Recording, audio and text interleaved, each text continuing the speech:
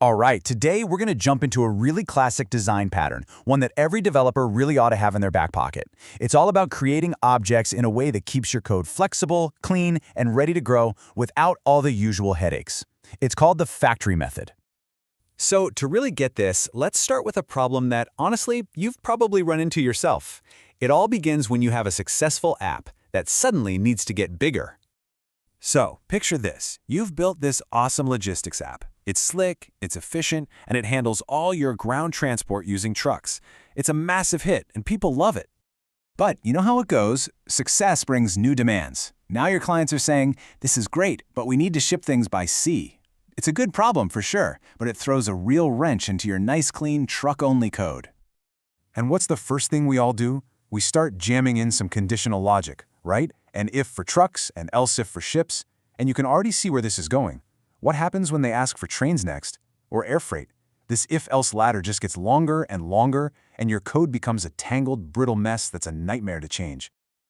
And this is exactly where the factory method pattern comes in to save the day. It's a really elegant solution, and the core idea here isn't just about shuffling code around, it's about shifting who's in charge of making these objects.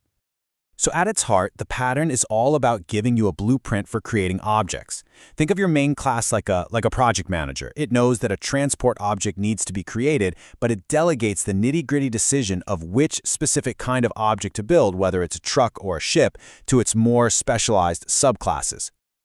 And this slide right here, it perfectly shows that simple but really powerful shift in thinking. On the left, you've got this direct creation, your hard-coding new truck. You are tightly coupled, you are stuck with trucks. But look at the right, we're just calling a method, create transport. The real magic here is that our main code has no idea what's happening inside that method. It just knows it's going to get something back that acts like a transport. So, what's this pattern actually made of? Let's break down the key players involved in making this work. First up, you've got the product. This is basically a contract, an interface that all your different objects will agree to follow. So your truck and your ship, they'll both promise to have a deliver method, even though, how they actually do it is totally different. Then we have the creator. This is your main business logic class, the one that's, say, planning the delivery route.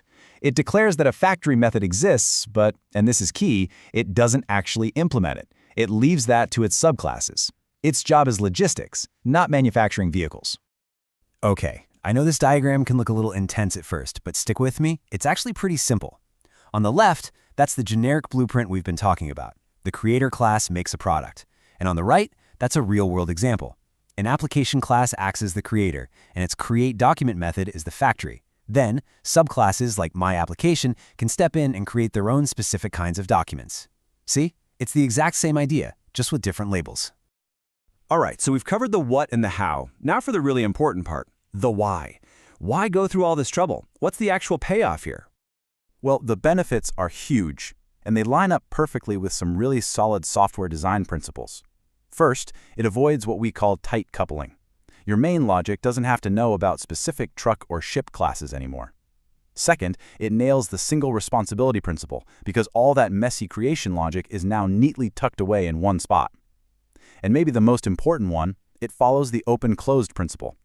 In plain English, that just means your system is open for adding new stuff, but closed for having to change what already works. You can add planes without messing up your truck code.